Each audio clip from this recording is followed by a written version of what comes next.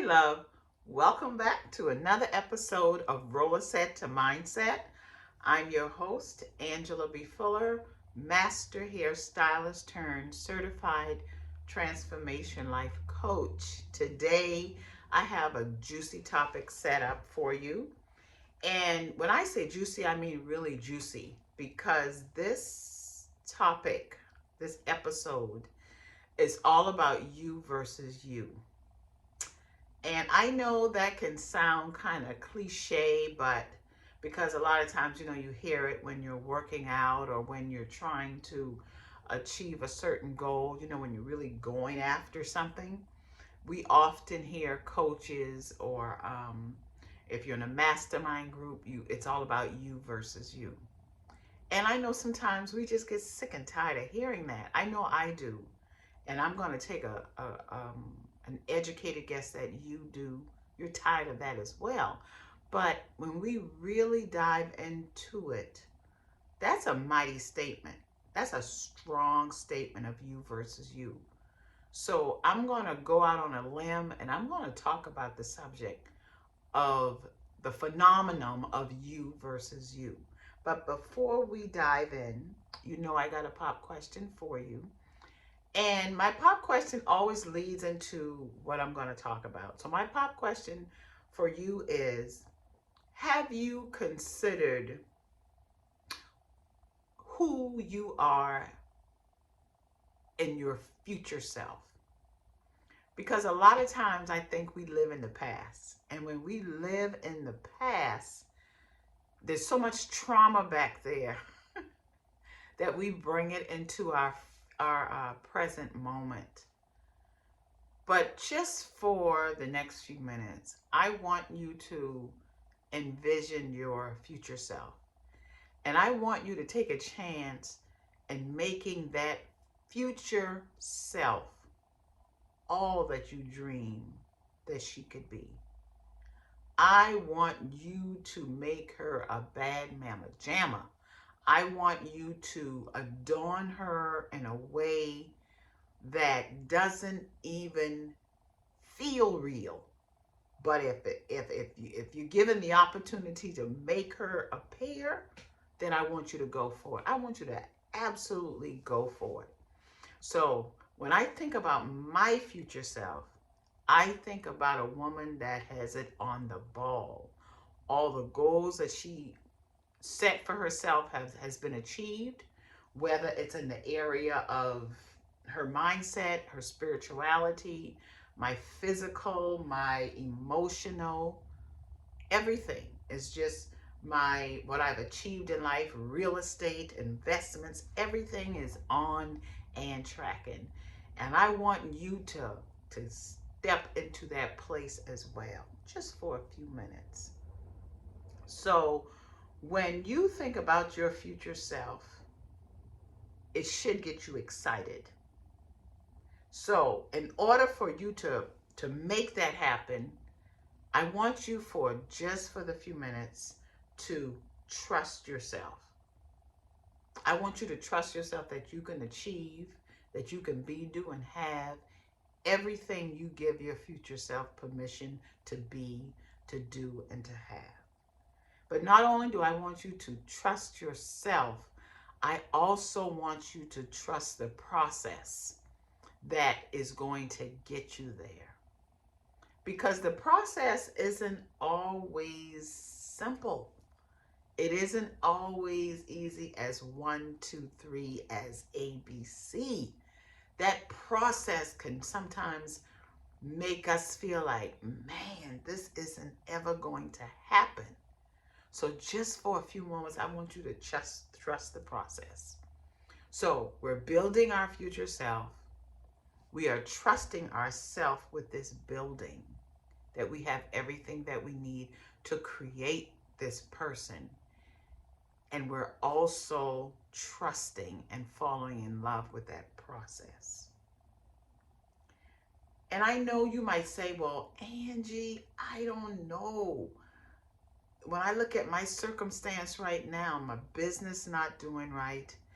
I don't have the money coming in. I don't have the clients coming in. The I don't have the social media following. I just don't have it. I don't even have the ideas coming. And that's okay. Trust yourself. Trust and fall in love with the process. Because when it comes to our future self, there's a part of our brain that wants certainty. We can't move past A because we're not certain about B.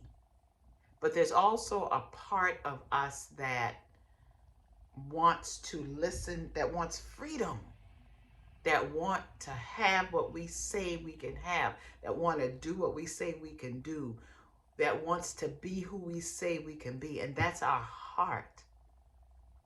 So instead of relying on that part of your brain, that linear part of your brain that lives with uncertainty, I want you to live in that part of your body that believes in freedom, that wants freedom, and that is your heart.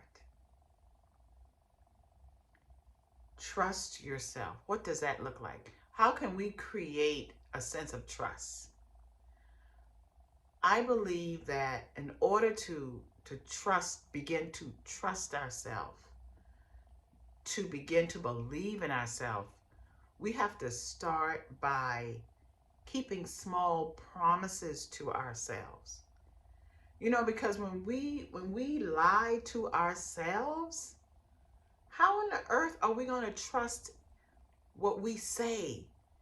When we don't do the small things of what we say we're going to do, how can we even trust ourselves for the big things? So first of all, let's begin with keeping promises to ourselves. If we tell ourselves the night before, I'm going to get up an hour early so that I can meditate, then I don't care how you feel the next morning while you're lying in that cozy bed. Get up and meditate. Even if it's 5 minutes, you're keeping promise to yourself. And each time, no matter how small, each time you keep a promise to yourself, guess what happens? You begin to believe in yourself. You begin to trust in yourself. And you also begin to believe in the process that's going to create the outcome. If you tell yourself, I'm going to eat less sugar, but you're craving a piece of cake, you didn't say you're going to stop eating all sugar. You said, I'm going to eat less sugar. So instead of cutting a big old chunk of cake, how about just slice a thin slice of cake? And that's a win. That's a win of keeping a promise to yourself. And when, like I said, when you keep small promises to yourself, you build up that heart muscle. You build up that part of your brain that says, oh, this is real. Something is happening. I can trust myself. So let's begin to do that. And then once we build up, however small, the ability to trust ourselves, the ability to believe in ourselves by keeping micro promises to ourselves, then we can begin to keep our words to other people. And again, it doesn't have to be, I'm not asking you to make false promises to other people, but stay within the realm that you know you can deliver on. When it when it comes to your clients, all you hairstylists out there, if you tell your client her appointment is at 9 o'clock, when she walks through that door, already be in the salon, ready to receive her 10 minutes to 9, 8:50. So when she comes in, you can definitely get her started at 9. And guess what? You would have no idea what it does to your psyche when you can keep that promise of starting on time. When you promise yourself, I'm going to start taking better care of my body. So I'm going to take a break. I'm going to give myself a lunch break. I'm not going to grab a bite while I'm working on a client, while I'm fixing a nail, while I'm doing a roller set. I'm not going to step off and get a bite to eat. No, I'm going to allow myself 30 minutes, 45 minutes, 1 hour to enjoy a break and enjoy my meal. Because when you do that, you're sending a signal to yourself that you matter, that you're important, that you deserve more. And when you do that, you grow confidence within yourself. You build that love muscle for yourself. So you see what I'm saying? You see how easy this could be? I don't want you to try and ride a whole entire wave. I just want you to put your toe in the water and understand that when you do those things, you're building belief in yourself. You're telling yourself that you can trust yourself. And the more you repeat it, the more you begin to believe it. So I guess what I'm saying is, I want you to begin to focus. I want you to begin to focus on 4 things.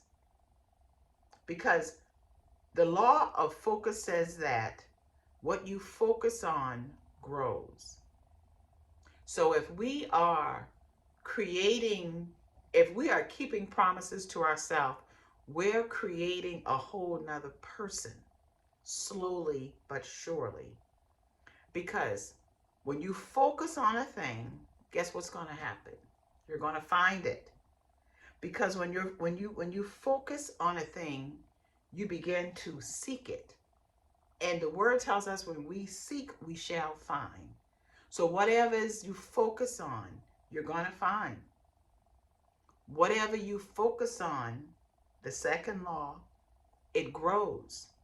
Because when you focus on a thing, you're feeding it. You're feeding it energy. So yes, it will grow. So when you're focused on being true to yourself, when you're focused on keeping your promise to yourself, it's going to grow and you're going to find ways to make it happen. What you focus on also seems real because the subconscious mind does not know the difference between what's real and what's false. So if you put your focus on keeping your promises to yourself, it begins to feel more real and more real and more real. And then once it begins to feel real, the fourth law of focus is you ultimately become that. So you see how you can become that future self that you originally started with. There's no magic or mystical way to do it. You begin small by focusing on what it is you want to bring into fruition. Okay? So what you focus on, you will find. Because if you seek, you'll find it. What you focus on grows because you begin to feed it. What you focus on seems real. I'm telling you, what you focus on feels and seems real. And last but not least, what you focus on, you ultimately becomes. But when you focus on it, make sure you have it filled with emotions and then see what happens. Okay? I'll talk to you soon. Bye.